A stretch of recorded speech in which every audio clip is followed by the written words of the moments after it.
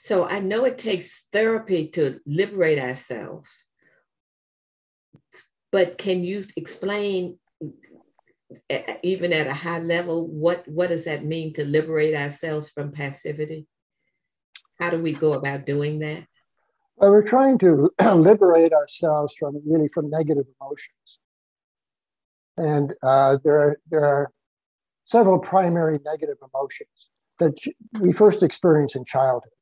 One is feeling deprived, feeling refused, then feeling helpless, feeling controlled, feeling criticized, feeling rejected, feeling unloved, feeling abandoned, possibly feeling betrayed.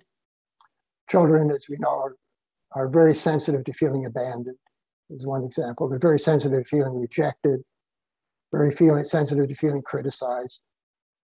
So we still, as adults, we still carry residues of sensitivity to those feelings. I call them emotional attachments. We're still emotionally attached to those unresolved negative emotions. And if we remain emotionally attached to them, then we, in a sense, we don't have our own inner freedom. We might have freedom in society, but we don't have inner freedom because we continue to get tangled up in these negative emotions and we don't see our way out. We don't have the knowledge, we don't see our way out of that. So this is about understanding how we are so likely, are so tempted, so inclined to gravitate to the negative side. And passivity tends to be on the negative side. So we tend to gravitate in that direction. And for instance, if you're feeling attachment to rejection, that means there's some passivity within you because you're not supporting yourself emotionally. You're taking the rejection so much to heart. If you don't have the passivity, you'll be more connected with yourself and you won't take the other person's rejection so much to heart. You'll have more inner resilience, you'll have more inner strength. And if one person rejects you, then you perhaps move on to other people, just leave that person aside and move elsewhere. Okay, so poof, I shouldn't be passive and I shouldn't be attached. I know it's not as simple as that. So what am I supposed to do? Well, it's just a matter of becoming more watchful, first of all, learning the basics of depth psychology, particularly all the aspects of inner conflict. The main inner conflict is between the passive side and the aggressive side. The inner critic, which psychoanalysis calls the superego, is on the aggressive side.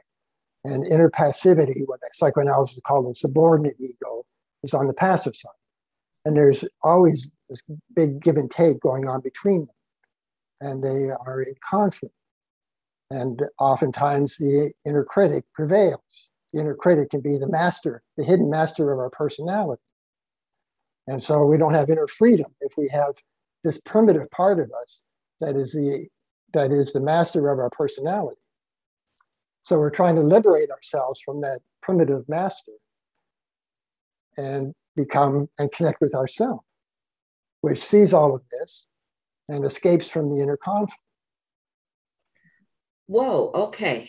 So my passivity is held in place partly by my inner critic that beats me up for what I should have, would have, could have done, and beats me up for being passive. Yeah. The inner passivity, again, is kind of biological, and so is the inner critic. The inner critic, according to classical psychoanalysis, the inner critic is formed because of our physical aggressive side.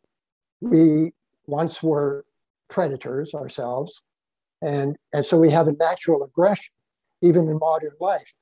To succeed and get ahead in life, we sometimes have to have a healthy aggression.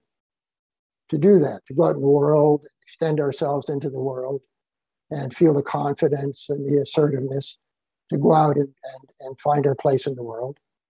So we have that healthy aggressiveness, and we have the passive side. and we're trying to reconcile all